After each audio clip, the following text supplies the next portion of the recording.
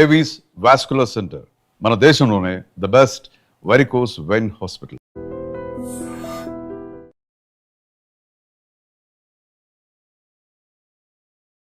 Welcome to I dream media.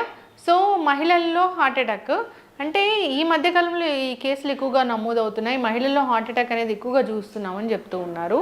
దీంట్లో వాస్తవం ఎంత? మహిళలకి హార్ట్ అటాక్ వస్తే అసలు ఎలాంటి లక్షణాలు కనిపిస్తాయి? సో ఎలా గుర్తించాలి? టెస్ట్లు అంటే ఏమున్నాయి? మహిళల్లో హార్ట్ అటాక్ రాకుండా ఎలాంటి జాగ్రత్తలు తీసుకోవాలి? పూర్తి వివరాలు తెలుసుకుందాం. మనతో పాటు ఉన్నారు ప్రముఖ ఇంటర్వెన్షనల్ కార్డియాలజిస్ట్ డాక్టర్ ముఖర్జీ గారు. డాక్టర్ గారు నమస్తే అండి. నమస్తే అండి. డాక్టర్ గారు, జనరల్గా హార్ట్ అటాక్ గురించి మాట్లాడుకుంటే మెన్లో మాట్లాడతాము, కానీ విమెన్లో అప్పుడప్పుడు అడపదడప కేసులు అనేది మనం మాట్లాడాము. అయితే ఇప్పుడు ఉమెన్లో కూడా ఎక్కువగా కేసులు నమోదవుతున్నాయి, హార్ట్ అటాక్ ఎక్కువగా వస్తుంది అంటున్నారు. నిజమేనా డాక్టర్ గారు? అంటే ఉమెన్ లోపల హార్ట్ అటాకే ఒక ప్రధానమైన కారణం మరణానికి. ఉమెన్లో కూడా మరణానికి ప్రధానమైన కారణం కార్డియోవాస్కులర్ డిసీజే. కాకపోతే మెన్ కన్నా లేట్గా వస్తుంది విమెన్లో. అంటే మెన్కి 50 years అప్పుడు అలా వస్తే ఉమెన్కి 60 years అప్పుడు వస్తుంది. సో ఇప్పుడు ఏమవుతుందంటే స్లోగా ఆ అంతరం కూడా తగ్గిపోతుంది. ఉమెన్కి కూడా కొంచెం తొందరగా రావటం, ఉమెన్కి కూడా ఎక్కువ రావటం. మొన్న ఒక 31-year-old లేడీకి హార్ట్ అటాక్ వస్తే స్టెంట్ చేయడం జరిగింది. అంటే తక్కువ వయసులో హార్ట్ అటాక్లు రావడం అనేది మేల్స్లో ఎక్కువ చూసేవాళ్ళం. ఈ మధ్య విమెన్లో కూడా ఎక్కువ అవుతా ఉంది, ఖచ్చితంగా పెరుగుతా ఉంది. ఎక్కడ తేడా వచ్చింది డాక్టర్ గారు?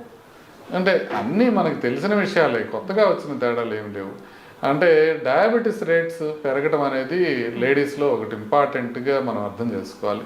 యూజువల్గా లేడీస్లో ఎట్లా ఉంటుందంటే ఆ హార్మోనల్ ప్రొటెక్షన్ ఉంటుంది. అంటే మెనోపాజ్ దాటిన తర్వాతనే యూజువల్గా హార్ట్ అటాక్లు వస్తాయి. కానీ మెనోపాజ్ ముందే ఆ రిస్క్ ఉండేది 2 రకాలుగా వస్తుంది. ఒకటి షుగరు, రెండోది స్మోకింగ్కి ఎక్స్పోజ్ అవటం. అంటే అది ప్యాసివ్ స్మోకింగ్ అయినా సరే, ఇంట్లో ఎవరన్నా ఎక్కువ సిగరెట్లు తాగుతూ ఉన్నారనుకోండి, అక్కడ ఉండే లేడీస్కి కొంత రిస్క్, వాళ్ళకి బెనిఫిట్ పోతుంది, హార్మోనల్ వల్ల వచ్చే బెనిఫిట్ పోతుంది.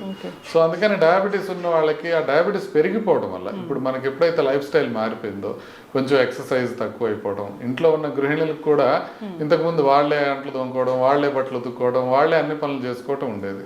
ఇప్పుడు సాధ్యమైనంత వరకు ఎవరు చేయట్లా. సో ఒక వాషింగ్ మిషన్ ఉంటుంది, ఒక ఫ్లోర్ క్లీనర్ ఉంటుంది, లేకపోతే ఒక మెయిడ్ ఉంటుంది. బట్ ఎవరికి పని అనేది ఎక్కువ లేదు, ఈజీ అవైలబిలిటీ ఆఫ్ ఫుడ్.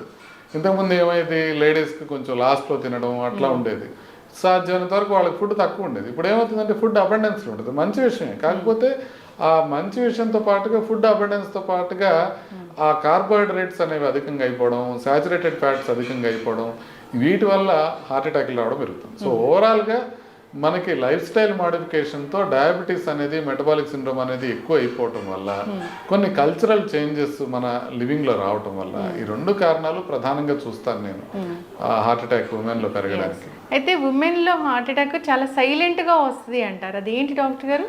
అవునండి. ఇప్పుడు మనం మామూలుగా హార్ట్ అటాక్ అంటే ఏమనుకుంటాం, ఛాతీ మధ్య భాగంలో వస్తుంది, నడిస్తే ఎక్కువ అవుతుంది, లేకపోతే తగ్గుతుంది, విపరీతంగా నొప్పి వచ్చి ఇమీడియట్గా చూడగానే అందరికీ అర్థమైపోతుంది, ఏదో హార్ట్ అటాక్ ఉంది, ఇమీడియట్గా దీన్ని తీసుకోవాలి. లేడీస్లో ఈ రకంగా రాదు. లేడీస్లో ఏ విధంగా వస్తుంది అని అంటే కొంచెం ఆయాసం రావడం, లేకపోతే కొంచెం బ్యాక్ ఏక్ రావడము, కొంచెం గ్యాస్ లాగా రావడము, ఆ సిమ్టమ్సే డిఫరెంట్గా ఉంటాయి. అంటే వాళ్ళు ఎక్స్ప్రెస్ చేయడంలో డిఫరెంట్ అని కాదు, సిమ్టమ్సే కొంచెం డిఫరెంట్గా ఉంటాయి. సో మేల్స్కి వచ్చినట్టుగా అట్లా క్లాసిక్గా రావు, కొంచెం డిఫరెంట్గా వస్తాయి. అందుకనే లేడీస్లో గుర్తుపట్టడం కష్టం అయిపోతుంది. సైలెంట్ హార్ట్ అటాక్స్ కూడా లేడీస్లో ఎక్కువ. నార్మల్గా సైలెంట్ హార్ట్ అటాక్స్ డయాబెటీస్ ఉన్న వాళ్ళకి, హైపర్ టెన్షన్ ఉన్న వాళ్ళకి, ఏజ్ ఎక్కువ అట్లా ఉంటుంది. అట్లాగే లేడీస్లో కూడా సైలెంట్ హార్ట్ అటాక్స్ ఎక్కువ వస్తాయి. సో దాంతోపాటుగా ఈ లక్షణాలు ఉంటాయి అన్నమాట, డిఫరెంట్గా వస్తాయి కొంచెం. ఎస్పెషల్లీ షుగర్ ఉన్న లేడీస్లో అసలు చాలాసార్లు హార్ట్ అటాక్ వచ్చిందనేది తెలియకపోవచ్చు. సో అందుకనే ముందుగా చెకప్ చేసుకోవడం, కొంచెం ఎక్కువగా ఆలోచించడం. అంటే ఇప్పుడు మనం ఏంటంటే లేడీ అనగానే 35 years లేడీ వచ్చింది, ఆవిడకి చెస్ట్ పెయిన్ అనగానే ముందు కార్డియాలజిస్టులు, ఫిజిషియన్స్ అందరూ కూడా ఈవికి ఏదో గ్యాస్ అయి ఉంటుంది, ఈవికి హార్ట్ అటాక్ అయి ఉండదు అనేది ముందే ఒక అభిప్రాయానికి వస్తారు. అందుకని డయాగ్నోసిస్ కూడా కష్టం అయిపోతుంది. సస్పెషన్ తక్కువ ఉంటుంది కాబట్టి డయాగ్నోసిస్ కష్టం అవుతుంది. సో అందుకే ట్రీట్మెంట్ కూడా డిలే అవుతుంది. సో లేడీస్లో హార్ట్ అటాక్ వస్తే కనుక వాళ్ళలో ట్రీట్మెంట్ డిలేస్ అనేవి కామన్. దాంతోపాటుగా కొన్ని పరిశోధనలు ఈవెన్ వెస్ట్రన్ కంట్రీస్లో లేడీస్ అనేటప్పటికీ ట్యాబ్లెట్స్ కూడా కరెక్ట్గా వెళ్ళవు, వాళ్ళకి ప్రొసీజర్లు కూడా కరెక్ట్గా జరగవు. యాంజియోప్లాస్టీలు కావచ్చు, స్టెంటింగ్లు కావచ్చు, ఇవన్నీ టైంకి జరగటం కానివ్వండి, పూర్తిగా జరగటం కానివ్వండి, వీటిల్లో ఈ మగ ఆడ అనే అంతరాలు ఈవెన్ అభివృద్ధి చెందిన దేశాల్లో కూడా ఉన్నాయి. ఈవెన్ మన దేశంలో కాకుండా మిగతా దేశాల్లో కూడా ఉన్నాయి. సో అట్లా కొంచెం లేడీస్లో గుర్తుపట్టడం కష్టమే కాకుండా ట్రీట్మెంట్ కూడా కొంచెం కష్టం అవుతుంది. ఓకే, ఇప్పుడు ఈ డయాబెటీస్, ఈ బీపీ ఇలా ఉన్న మహిళలు అసలు ఎన్నాళ్ళకు ఒకసారి టెస్ట్ అనేది చేయించుకోవాలి? ఈసీజీ కానీ ఇట్లా గుండెకి సంబంధించిన టెస్టులు కానీ అసలు ఎలాంటి టెస్టులు ఉన్నాయి? అంటే 40 years దాటితే లేడీస్ అందరూ కూడా ఒకసారి ఎకో టీఎంటీ అనే 2 టెస్టులు చేయించుకొని చూసుకోవాల్సి ఉంటుంది. అవి కనుక బాగున్నాయనంటే యూజువల్గా ఇమీడియట్గా మనం ప్రమాదం ఉండే అవకాశం తక్కువ. ఈ టెస్ట్లో కూడా ఎట్లుంటాయంటే టీఎంటీల్లో లేడీస్లో ఫాల్స్ పాజిటివ్స్ కొంచెం ఎక్కువగా ఉంటాయి. ఫాల్స్ పాజిటివ్ అంటే ఏంటంటే టీఎంటీ అబ్నార్మల్ ఉంటుంది కానీ యాంజియోగ్రామ్ నార్మల్ ఉంటుంది. అంటే వాళ్ళలో బ్లాక్స్ లేకపోయినా కూడా టీఎంటీ అబ్నార్మల్ వస్తుంది. దీన్ని ఫాల్స్ పాజిటివ్ అంటారు.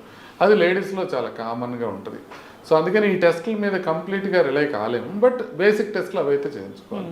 అది 40 years దాటిన తర్వాత అందరూ చేయించుకోవడంతో పాటుగా నొప్పి ఉన్నా, ఆయాసం వస్తున్నా, ఇంట్లో రిస్క్ ఫ్యాక్టర్స్ ఎక్కువ ఉన్నాయి, అంటే బీపీ, షుగర్, కొలెస్ట్రాల్ ఇలాంటి risk factors, genetic risk factors ఎక్కువ ఉన్నప్పటికీ కూడా వాళ్ళు కొంచెం ముందే చేయించుకోవాల్సిన 40 years దాకా ఆగకుండా ముందే చేయించుకోవాల్సిన అవసరం ఉంటుంది. సో సిమ్టమ్స్ ఉన్నా, రిస్క్ ఫ్యాక్టర్స్ ఉన్నా, 40 years దాటినా ఈ 3 సందర్భాల్లోనూ లేడీస్ మెయిన్ ఈ 2 టెస్టులు ఎకోను టీఎంటీ 2 చూసుకుంటే సరిపోతుంది. ఓకే, అయితే ఇప్పుడు 30-35 years వాళ్ళకి హార్మోన్స్ అనేవి మమ్మల్ని ఏదైతే ప్రొటెక్ట్ చేస్తాయో అవి ప్రొటెక్ట్ చేయవా ఈ హార్ట్ అటాక్ నుంచి? అయితే అంటే ప్రొటెక్ట్ చేస్తాయి. అందుకే మెనోపాజ్ వరకు ఈ ఏజ్లో ఉన్న వాళ్ళకి హార్ట్ అటాక్లు తక్కువ వస్తాయి. కాకపోతే ఈ 2 కారణాలతో షుగర్ ఉన్నా కూడా అది నలిఫై అయిపోతుంది. అట్లాగే ప్యాసివ్ స్మోకింగ్ ఉన్నా, యాక్టివ్ స్మోకింగ్ చాలా తక్కువ ఇంకా లేడీస్లో, బట్ ప్యాసివ్ స్మోకింగ్ ఉన్నా కూడా అది నలిఫై అయిపోతుంది. అట్లా కాకుండా కొన్ని వేరే ఫ్యాక్టర్స్ ఉన్నాయనుకోండి, వాళ్ళకి కొలెస్ట్రాల్ ఉండొచ్చు, బీపీ ఉండొచ్చు, ఒబెసిటీ ఉండొచ్చు, మానసిక ఒత్తిడి ఉండొచ్చు, ఇవన్నిటితో కూడా రిస్క్ పెరుగుతుంది. సో రిస్క్ ఫ్యాక్టర్స్ లేకపోతే సంగతి ఇది మనకి హార్మోనల్ ప్రొటెక్షన్. రిస్క్ ఫ్యాక్టర్స్ ఉన్నప్పుడు హార్మోనల్ ప్రొటెక్షన్ అంత బాగా పనిచేయదు. సో అందుకని వచ్చే అవకాశం ఉంటుంది. ఇప్పుడు ఈ కోవిడ్ వ్యాక్సిన్, కరోనా వచ్చింది, చాలా ట్రీట్మెంట్ తీసుకున్నారు, స్టెరాయిడ్స్ ఇచ్చారు అనేది వీళ్ళకి కూడా వర్తిస్తుందా? అందరికీ వర్తిస్తుంది, లేడీస్కి కూడా వర్తిస్తుంది. యాక్చువల్లీ లేడీస్లో కూడా మనకి ఈ కోవిడ్ తరహా లక్షణాలు కానివ్వండి, కోవిడ్లో ఎఫెక్ట్ అవ్వడం కానివ్వండి, ఎస్పెషల్లీ ఒబేస్ లేడీస్, లావుగా ఉండే వాళ్ళకి చాలా ఎక్కువగా వచ్చినాయి problems. So vaccine side effects కూడా, అంటే కోవిషీల్డ్ లాంటి వ్యాక్సిన్తో వచ్చే సైడ్ ఎఫెక్ట్స్, బ్లడ్ క్లాట్స్ అనేవి లేడీస్లో అధికంగా ఉన్నాయి. అది ఆల్మోస్ట్ వాళ్ళల్లో 60% ఉంటే 40% మేల్స్లో ఉన్నాయి. కాకపోతే ఇప్పుడు మనం చూస్తున్న సడన్ కార్డియక్ డెత్స్లో, అన్ని సడన్గా ఆకస్మిక మరణాలు ఏదైతే చూస్తున్నాం, వీటిలో ప్రిడామినెంట్గా మేల్సే ఉండటం వల్ల మనకేమర్థం అవుతుందంటే మేబీ వ్యాక్సిన్ వల్ల కాదేమో అని. ఎందుకంటే వ్యాక్సిన్ లేడీస్లో ఎక్కువ ప్రాబ్లమ్స్ క్రియేట్ చేసింది, మేల్స్లో తక్కువ ప్రాబ్లమ్స్ క్రియేట్ చేసింది. కానీ ఇప్పుడు వస్తున్నది స్టిల్ మేల్స్లోనే ఎక్కువ వస్తుంది. సో అందుకని ఇది వ్యాక్సిన్ వల్ల కాదేమో అనేది మనకు అర్థమవుతుంది.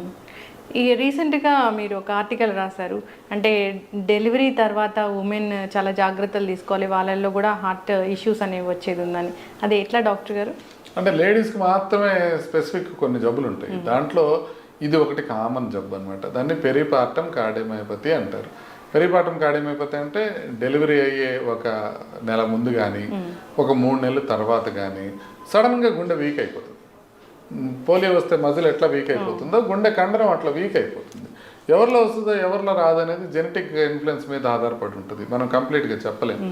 సో అలా వస్తే కనుక ఇమీడియట్గా వాళ్ళకి ఆయాసం రావటము, పడుకుంటే ఆయాసం ఎక్కువైపోవడం, దగ్గు రావటము, కాళ్ళు వాపులు రావటం, ఇట్లాంటి సమస్యలు వస్తాయి. అలాంటివి వచ్చినప్పుడు ఒక్కసారి ఎకోకార్డియోగ్రామ్ చేసి చూసుకుంటే ఒకవేళ పంపింగ్ వీక్గా ఉంటే ప్రెగ్నెన్సీ వల్ల వచ్చిన ప్రాబ్లం కింద మనం దాన్ని భావించాలి. దాన్ని పెరిపార్టమ్ కార్డియోమయోపతి అంటారు. అలా ఉంటే కనుక దానికి ట్రీట్మెంట్ తీసుకుంటే చాలా మంది రికవర్ అయిపోతారు. మోర్ దాన్ 60% ఏమీ ప్రాబ్లం లేకుండా రికవర్ అయ్యే ఛాన్సెస్ ఉంటాయి. ఒక 40% మాత్రం కొంచెం పంపింగ్ ఇంప్రూవ్ కాకపోయినా, లేకపోతే డిటరేట్ అయినా అయ్యే అవకాశం ఉంటుంది. సో దాన్ని ఈజీగా తీసుకోకూడదు. ఒకసారి కనుక ప్రెగ్నెన్సీలో ఆ సమస్య వస్తే తర్వాత మళ్ళీ ప్రెగ్నెంట్ అయితే రికవర్ అయిపోయినా కూడా మళ్ళీ అదే వచ్చే అవకాశం ఉంటుంది. అందుకనే ఒకసారి ప్రెగ్నెన్సీలో పెరిపార్టమ్ కార్డియోమయోపతి వస్తే ఇక మళ్ళీ 2వ ప్రెగ్నెన్సీకి వెళ్ళొద్దు అని చెప్తా ఉన్నట్టు, వాళ్ళు రికవర్ అయినా కూడా. సో అందుకోసమనే రికవరీ అయ్యే అవకాశం ఉంటుంది, బట్ రికవరీ అయిన తర్వాత కూడా వాళ్ళు జాగ్రత్తలు తీసుకోవాల్సిన అవసరం ఉంటుంది. Yes sir. సో డాక్టర్ గారు, ఉమెన్లో హార్ట్ అటాక్, హార్ట్ ఇష్యూస్ గురించి మాట్లాడుతున్నాం కాబట్టి ఒక 40 నుంచి మనం ఈ టెస్ట్లు అనేవి హార్ట్కి సంబంధించి చేయించుకుంటే మంచిదా? ఖచ్చితంగా హార్ట్కి సంబంధించిన టెస్ట్లు అన్ని 40 తర్వాత చేసుకోవాలి. ఓకే. ఇప్పుడు ఈవెన్ యాంజియోగ్రామ్ తీసుకున్నారనుకోండి, యాంజియోగ్రామ్లో కూడా లేడీస్లోను మెన్లోను డిఫరెంట్గా ఉంటాయి.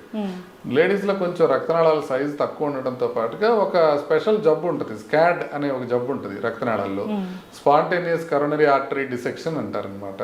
అంటే రక్తనాళం గోడల లోపల చీలికలు ఏర్పడడం, దాంతోపాటుగా ఇరోజన్ అంటారు అనమాట. అంటే మామూలుగా మనం ఇంకా హార్ట్ అటాక్లు ఎట్లా వస్తాయి, ప్లాక్ వస్తుంది, కొలెస్ట్రాల్ ప్లాక్. ఆ కొలెస్ట్రాల్ ప్లాక్ దాని మీద క్లాట్ ఫామ్ అయ్యి దాంతో వస్తుంది. అంటే ప్లాక్ రప్చర్ అయ్యి ఆ ప్లాక్ రప్చర్ మీద క్లాట్ ఫామ్ అయ్యి మనకి హార్ట్ అటాక్ వస్తుంది. లేడీస్లో కొంత డిఫరెంట్గా ప్లాక్ ఇరోజన్ అని ఏర్పడుతుంది. అంటే పెద్ద పగుళ్ళు కాకుండా చిన్నగా గీరుకున్నట్టుగా చిన్న ప్రాబ్లమ్స్ వచ్చినా కూడా వాళ్ళ క్లాట్స్ వస్తాయి. సో అందుకని ఈ ప్లాక్ ఇరోజన్ అనేది ఒక కొత్త మెకానిజం అనమాట లేడీస్లో హార్ట్ అటాక్ రావడానికి. ఇలా లేడీస్లో రక్తనాళాల్లో కూడా డిఫరెన్సెస్ ఉంటాయి. సో 40 years దాటిన తర్వాత అందరూ చెకప్ చేయించుకోవడం మంచిది. అసలు ఇంకా ముందే కొంచెం ఇప్పుడు 20-25 దాటినప్పుడే ఒకసారి కొలెస్ట్రాల్ ఎట్లా ఉంది, బీపీ ఎట్లా ఉంది, షుగర్ ఎట్లా ఉంది అనే బేసిక్ టెస్ట్లు అయితే చేయించుకుంటే మంచిది. అంటే ఇప్పుడు మనం చెక్ చేస్తే కానీ బీపీ ఎంత ఉందో తెలియదు, చెక్ చేస్తే కానీ కొలెస్ట్రాల్ ఎంత ఉందో తెలియదు. చాలా మందికి షుగర్ కూడా సైలెంట్గానే ఉంటుంది.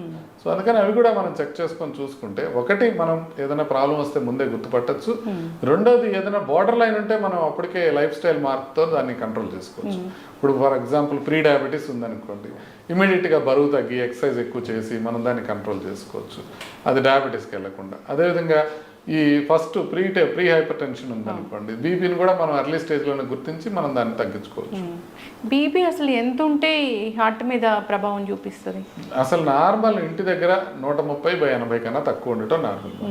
130/80 కన్నా ఇంటి దగ్గర ఎక్కువ ఉన్నా, 140/90 డాక్టర్ దగ్గరికి వెళ్ళినప్పుడు ఉన్నా అది మనకి హార్ట్ పైన ఎఫెక్ట్ కలిగిస్తుంది. అంటే హార్ట్ అటాక్ వచ్చే అవకాశాన్ని అది 24% పెంచుతుంది. స్ట్రోక్ వచ్చే అవకాశం, పక్షవాతం వచ్చే అవకాశాన్ని 42% పెంచుతుంది అది. అందుకే మనం బీపీ ఉందంటే ఖచ్చితంగా దాన్ని ట్రీట్ చేసుకోవాల్సిన అవసరం ఉంది. ఉమెన్కి కూడా అదే, ఉమెన్కి కూడా అంతే ఉంటుంది, సేమ్ లెవెల్స్, మనకి బీపీ లెవెల్స్ సేమ్గా ఉంటాయి. ఓకే. అంటే ఎప్పుడైనా 130 ఉండి లేదా 120 ఉండి ఈ డయాస్టాలిక్ అనేది 90 ఉంటే అది అబ్నార్మలే, 80 కన్నా తక్కువ ఉండాలి. సో ఎప్పుడు చిన్న వయసులో ఏంటంటే సిస్టాలిక్ అనేది నార్మల్ ఉండి డయాస్టాలిక్ ఎక్కువ ఉంటుంది, అది కామన్. 130/90 అనేది కామన్, బట్ అది అబ్నార్మల్. సో ఏజ్ పెరిగే కొద్ది ఇప్పుడు 70 years వచ్చినాయి అనుకోండి, అప్పుడు ఎంత ఉంటుంది అంటే 150/60 అట్లా ఉంటుంది. అంటే అది సిస్టాలిక్ ఎక్కువ ఉంటుంది, డయాస్టాలిక్ తక్కువ ఉంటుంది. వాళ్ళకి ట్రీట్ చేయడం ఇంకొక ప్రాబ్లం, ఎందుకంటే వాళ్ళకి సిస్టాలిక్ ట్రీట్ చేద్దామని ట్రై చేస్తే డయాస్టాలిక్ పడిపోతూ ఉంటుంది. సో అందుకని ఆ జాగ్రత్తలు తీసుకొని డయాస్టాలిక్ పడిపోకుండా వాళ్ళకి ట్రీట్ చేయాలి. ఓకే. అయితే డాక్టర్ గారు, ఈ కార్డియాక్ అరెస్ట్ అని చెప్తారు కదా, హార్ట్ అటాక్ వేరు, కార్డియాక్ అరెస్ట్ వేరు కదా, అయితే కార్డియాక్ అరెస్ట్ కూడా ఉంటుందా ఉమెన్లో? కార్డియాక్ అరెస్టే కదా సార్, ఉమెన్లో కూడా ప్రధానంగా చనిపోయే అవకాశం కార్డియాక్ అరెస్ట్. అంటే సడన్ గా ఒక 6 minutes ముందంతా మంచిగా ఉంటారు, అప్పటికప్పుడు హార్ట్ ఆగిపోవడం అట్లా జరుగుతుందా? హార్ట్ అటాక్ వచ్చిన మొదటి గంటలో చనిపోయే అవకాశం చాలా ఎక్కువ ఉంటుంది. మొదటి గంటలో అంటే హార్ట్ అటాక్ వచ్చిన తర్వాత మనం హాస్పిటల్కి వెళ్ళే లోపల చనిపోయే వాళ్ళు చాలా ఎక్కువ మంది ఉంటారు. సో అందుకోసమని హార్ట్ అటాక్ వచ్చినప్పుడు కార్డియాక్ అరెస్ట్ వచ్చే లోపల ముందు హాస్పిటల్కి చేరుకోవాలి. అందుకే హార్ట్ అటాక్ సివియర్ పెయిన్ ఏదైనా వస్తే ఇమ్మీడియట్గా హాస్పిటల్కి రీచ్ అవ్వడం అనేది చాలా ఇంపార్టెంట్. ఓకే. అసలు ఉమెన్కి హార్ట్ ఇష్యూసే రాకూడదు అంటే జాగ్రత్తలు ఏముంటాయి? మెన్ ఏ విధమైన జాగ్రత్తలు తీసుకోవాలో ఉమెన్ కూడా అదే జాగ్రత్తలు తీసుకోవాలి. అంటే ఆహారం విషయంలో జాగ్రత్తలు తీసుకోవటం, బరువు జాగ్రత్తగా మెయింటైన్ చేసుకోవటం, వ్యాయామం రెగ్యులర్గా చేసుకోవటం, మనం మానసిక ఒత్తిడి తగ్గించుకోవటం, నిద్ర సరిగ్గా పోవటం, ఇవి ఏదైతే మగవాళ్ళలో ఉపయోగపడతాయో అదే లేడీస్లో కూడా ఉపయోగపడతాయి. సో కాకపోతే ఓన్లీ అడ్వాంటేజ్ ఏంటంటే ఇప్పుడు దాకా లేడీస్కి వ్యసనాలు చాలా తక్కువ, ఇండియాలో వ్యసనాలు తక్కువ ఉంటాయి లేడీస్కి. దానికి తోడు కొంత కష్టపడి పని చేస్తారు మెన్ కన్నా కూడా. ఇప్పుడంతా అదే మనం అనుకున్నట్టుగా తగ్గిపోతూ ఉంది. సో అందువల్ల కొంత సహజ సిద్ధమైన అడ్వాంటేజెస్, హార్మోనల్ అడ్వాంటేజ్ కాకుండా ఈ అడ్వాంటేజెస్ కూడా ఉంటాయి. ఇప్పుడు కొత్తగా విమెన్ వేపింగ్ చేయడం మొదలుపెట్టారో, స్మోకింగ్ చేయడం మొదలుపెట్టారో, ఆల్కహాల్ అనేది ఎప్పుడైతే ఆ అప్పర్ సోషియో ఎకనామిక్ గ్రూప్స్లో కామన్ అయిపోతుందో లేడీస్లో, అప్పుడు మనకి అడ్వాంటేజెస్ అన్నీ పోయే అవకాశం ఉంటుంది. ఓకే. అయితే సిటీ కరోనరీ యాంజియో అని ఆ మధ్య ఎక్కువగా విన్నాము. అది ఒకసారి చేయించుకుంటే 3 ఏళ్ల వరకు భయం లేకుండా ఉంటుందా డాక్టర్ గారు? సిటీ కరోనరీ యాంజియోగ్రామ్ నార్మల్ ఉంటే 5 ఏళ్ల వరకు యూజువల్గా పెద్ద పట్టించుకోవాల్సిన అవసరం ఉంటుంది. సో యూజువల్గా సిటీ కరోనరీ యాంజియోగ్రామ్ నార్మల్ ఉంటే ఈ ప్రాబ్లం వచ్చే అవకాశం తక్కువ. కాకపోతే అట్లనే సిటీ కరోనరీ యాంజియోగ్రామ్లో కాంట్రాస్ట్తో పాటు రేడియేషన్ కూడా ఉంటుంది. సో అందుకని రెగ్యులర్గా అవసరం లేదు, భయపడి చేసుకోవాల్సిన అవసరం లేదు. ప్రెగ్నెన్సీలో చేయకూడదు, సిటీ అనేది చాలా డేంజరస్. సో అందుకోసమని మనం చాలా జాగ్రత్తగా చూసుకొని ఒకవేళ అవసరం అని అనుకుంటే చేసుకోవచ్చు సిటీ కరోనరీ యాంజియోగ్రామ్. ఎస్, చక్కటి ఇన్ఫర్మేషన్ డాక్టర్ గారు. ఉమెన్ తన హెల్త్ గురించి తాను ఆలోచించుకోవాలి. సో ఎప్పుడైనా ఉమెన్ ఎలా ఉంటారంటే ఇంట్లో అందరి హెల్త్ గురించి ఆలోచిస్తారు కానీ తను ఒక టెస్ట్ చేయించుకోవాలన్నా చేయించుకోరు. సో ఫోకస్ పెట్టాలి హెల్త్ మీద. ఖచ్చితంగా తను కూడా హాస్పిటల్ వెళ్ళాలి, టెస్టులు చేయించుకోవాలి. డాక్టర్ని సంప్రదిస్తే తెలుస్తుంది అసలు అవసరమా లేదా అనేది. ఇప్పుడు దాకా లేడీస్ ఎట్లుంటుంది అంటే మనకు బ్రెస్ట్ క్యాన్సర్ ఉందా లేదా, లేకపోతే ప్యాప్స్మియర్ చేయించుకున్నావా లేదా, దీని మీద కాన్సన్ట్రేషన్ ఉంటుంది కానీ హార్ట్ చెకప్ చేయించుకున్నావా లేదా అనే కాన్సన్ట్రేషన్ ఉండదు. ఇప్పటి నుంచి అది కూడా జాగ్రత్తలు తీసుకుంటే బాగుంటుంది. చక్కటి ఇన్ఫర్మేషన్ డాక్టర్ గారు, ఫాలో అవ్వాలని కోరుకున్నామండి. నమస్తే. Sir, one life lesson what medicine has taught you. Whatever you can do without expecting. But I really believe మన పాజిటివ్ యాటిట్యూడ్ ఉంటేనే మనం ఏదైనా సాధించగలం. గట్ని మనం కరెక్ట్గా డీల్ చేసినట్లయితే అది మనకి పాజిటివ్ హార్మోన్స్ని రిలీజ్ చేస్తుంది. షుగర్ వచ్చిన వాళ్ళ పరిస్థితి ఏంటి? పొట్ట దగ్గర పెరిగితే దాన్ని ఆండ్రాయిడ్ అంటారు, ఆండ్రాయిడ్ ఫోన్ కదా. అసలు థాట్స్ ఎందుకు వస్తాయి? బ్రెయిన్ డెడ్ అంటే దానికి ప్రపంచం అంతా కూడా కొన్ని నిర్దిష్టమైనటువంటి లక్షణాలు. మానసికంగా ధైర్యంగా ఉంటే క్యాన్సర్ జయించవచ్చు. You are a doctor for a cause sir, అంతే. వాళ్ళకి వచ్చిన ఆదాయం కాకుండా ఫ్రీ సర్వీస్ ఎంతమందికో చేస్తుంది. And don't forget to subscribe to iDream. And for more videos, Please subscribe to iDream. Please subscribe to iDream. Please subscribe iDream. And please subscribe to iDream. For more videos, subscribe to iDream. please like, share and subscribe to the channel. Congratulations, iDream. Subscribe to iDream. Subscribe to iDream. So subscribe to iDream Media. iDream ki iDream team andarki huge congratulations. Please subscribe iDream Media. Please subscribe to iDream. Subscribe iDream. Please subscribe to iDream. iDream అంటే నా కళల channel subscribe చేసుకున్న నోరు తిరుగుతలేదు, మీరైతే గంట గుర్తు కొట్టండి. For more such videos, please subscribe to iDream.